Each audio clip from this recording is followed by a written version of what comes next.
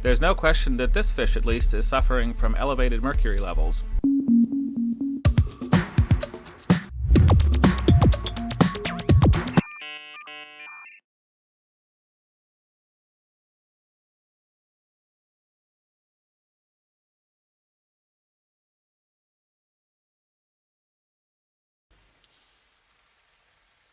You probably think that tin is a solid metal while mercury is a liquid metal, but it turns out this is actually cultural.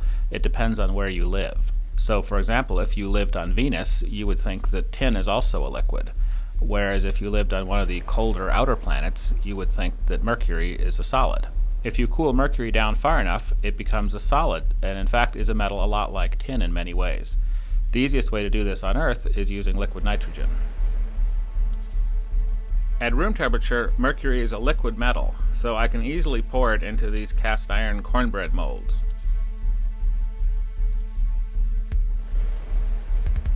But at liquid nitrogen temperatures, it freezes solid. So here I'm pouring some liquid nitrogen all around the cast iron mold.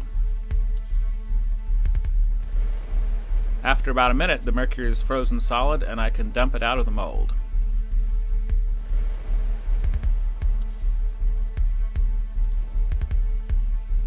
There's no question that this fish, at least, is suffering from elevated mercury levels.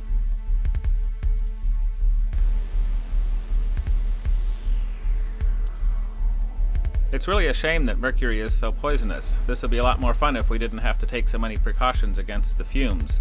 Here I'm pouring mercury into some plastic candy molds, normally used for making chocolates.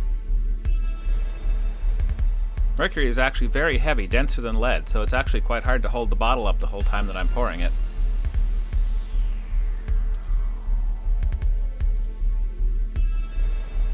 After filling the mold, I again pour liquid nitrogen all around it to freeze the little turtles and frogs.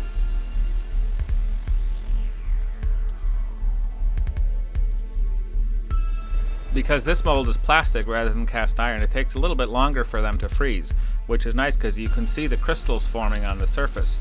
This actually looks almost exactly like what tin looks like when it's solidifying from being heated and then cooling down to room temperature. After we were done photographing the figurines, we just let them melt.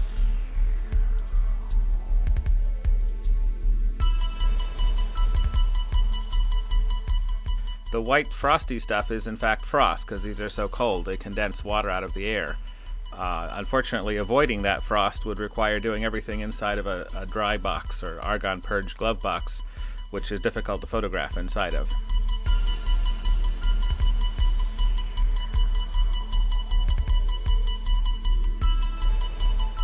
People used to play with mercury like this all the time, but now that we know how toxic it is, you have to be pretty careful.